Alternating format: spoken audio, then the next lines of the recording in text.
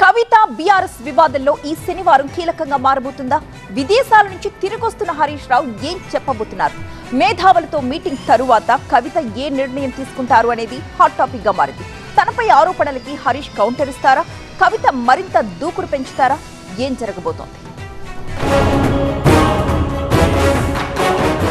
తెలంగాణ రాజకీయాల్లో ఈ శనివారం కీలకంగా మారనుంది. ఓవైపు మేధావులతో కవిత సమావేశం, మరోవైపు విదేశాల నుంచి హరీష్ రావు వస్తుండటంతో పొలిటికల్ హీట్ మొదలు కానుంది. కవిత చేసిన వ్యాఖ్యలకు హరీష్ రావు కౌంటర్ ఇస్తారా లేదా అంటూ రాజకీయ వర్గాల్లో చర్చ మొదలైంది. విదేశాల నుంచి హైదరాబాద్ కు వచ్చాక హరీష్ రావు నేరుగా ఎర్రవల్లిలోని కేసీఆర్ ఫామ్ హౌస్ కి వెళ్తారంటూ బీఆర్ఎస్ వర్గాల్లో ప్రచారం జరుగుతోంది. కవిత వ్యవహారంపై గులాబీ బాస్ తో చర్చలు జరిపే అవకాశాలు కూడా కనిపిస్తున్నాయంటున్నారు. మరోవైపు ఇప్పటికే తన భవిష్యత్తుపై తక్షణమే నిర్ణయం తీసుకునే ఉద్దేశం లేదని కవిత స్పష్టంగా చెప్పారు. అంతేకాకుండా మేధావులు, జాగృతి కార్యకర్తలతో మాట్లాడిన తర్వాతే డిసైడ్ చేస్తా అన్నారు. కుమారుడి పుట్టినరోజు ఉండడంతో 2 రోజుల పాటు కుటుంబంతోనే ఉండి శనివారం రోజు మేధావులతో సమావేశం నిర్వహిస్తానని చెప్పారు. తాజా రాజకీయ పరిణామాలు తన జీవితంలో ఒక కీలక మలుపు అని తొందరపడకుండా ఆలోచించి నిర్ణయం తీసుకుంటామంటున్నారు. భవిష్యత్తు కార్యాచరణపై ఆచితూచి అడుగులేస్తామంటూ క్లారిటీ ఇచ్చారు.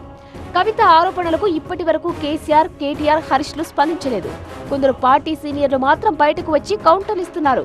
కేటీఆర్ గత 3-4 రోజులుగా ఎర్రవల్లి ఫామ్ హౌస్ లోనే ఉంటూ కేసీఆర్ తో సమాలోచనలు జరుపుతున్నారు. కాళేశ్వరం, కవిత ఎపిసోడ్ లో ఏం చేద్దామంటూ మంతనాలు జరుపుతున్నారు. హరీష్ రావు మాత్రం ప్రస్తుతం యూకే పర్యటనలో ఉన్నారు.